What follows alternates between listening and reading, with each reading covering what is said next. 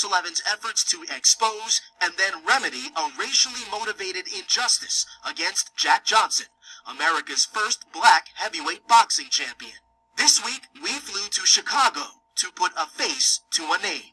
How you doing? Hey, I'm doing fine. It's glad to finally meet you. You're all the way here from New York. We're here. Wonderful. The face of Linda E. Haywood, a Windy City descendant of Jack Johnson, his great-great-niece. I'm related to Jack Johnson through one of his sisters. Haywood still has vintage family photographs, documents, and just as importantly, an oral history, a testimony really, about the pain her great-great-uncle carried with him to his grave.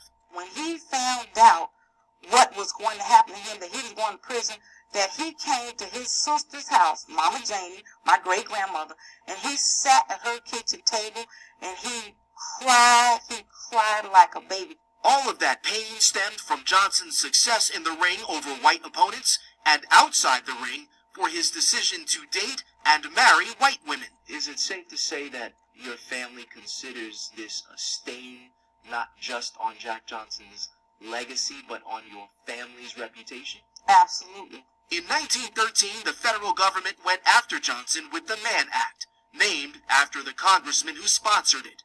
It was passed to crack down on interstate travel in the company of a prostitute, but federal prosecutors wielded it against Johnson for traveling with his white girlfriend.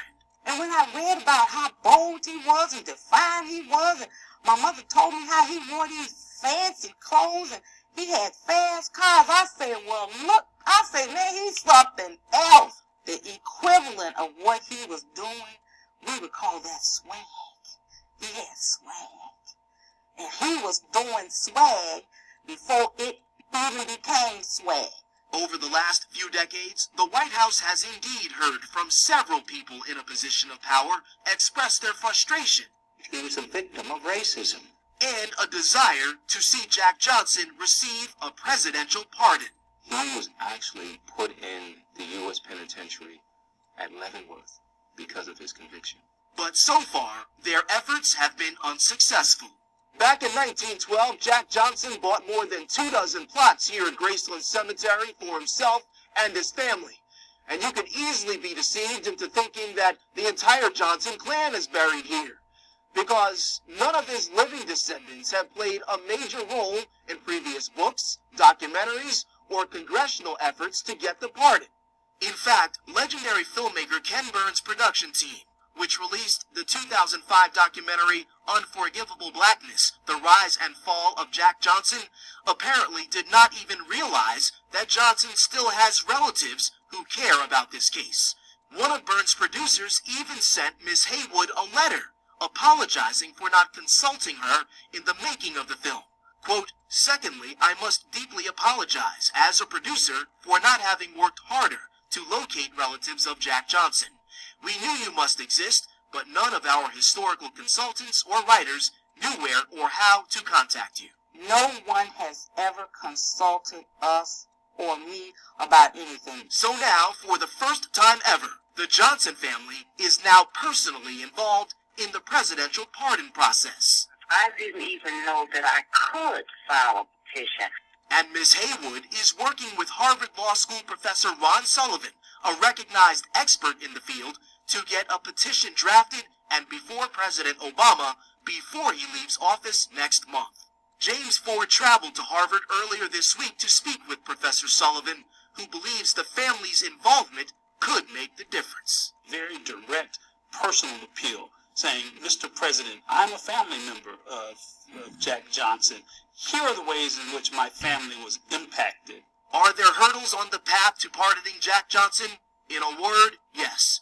Besides the fact that Johnson's case is more than 100 years old, former Attorney General Eric Holder, speaking with Mario Diaz, touched on what has been previously characterized as a trouble spot in this case. It's a report written by a federal agent in the 1930s, some 20 years after Johnson's conviction, that mentions anecdotal reports of Johnson's alleged abuse of women. Jack Johnson, no question, was convicted unfairly, but I'm also the father of 2 girls and married to a wonderful woman, and to know the way in which he treated women physically abuse women gives me pause about whether or not he's a person deserving of the ultimate presidential act. Acting Brooklyn District Attorney Eric Gonzalez now heads the Conviction Review Unit created by his predecessor, Ken Thompson. With Professor Sullivan's help, D.A. Gonzalez says he questions the legitimacy of that federal report, especially given the period in which it was written, adding Johnson was never arrested or even charged with domestic abuse. I read that report. I think it was clearly biased. I believe it was there to kind of support the injustice that was to validate the injustice that was done. But most importantly, D.A. Gonzalez says none of that has anything to do with Johnson's conviction for simply traveling across state lines with his white girlfriend. There is nothing that in the Mann Act that caused Jack Johnson to be prosecuted other than animus. He didn't want interracial relationships between people. Pix 11's commitment to this investigation continues to be driven by what is widely perceived to be a racially motivated, antiquated decision to go after Jack Johnson. Each of us, Mario, James, and this reporter, all married a woman outside of our own race, and each of us entered into interracial marriages in the 21st century with pride and love for who we married, and without fear of persecution from the federal government.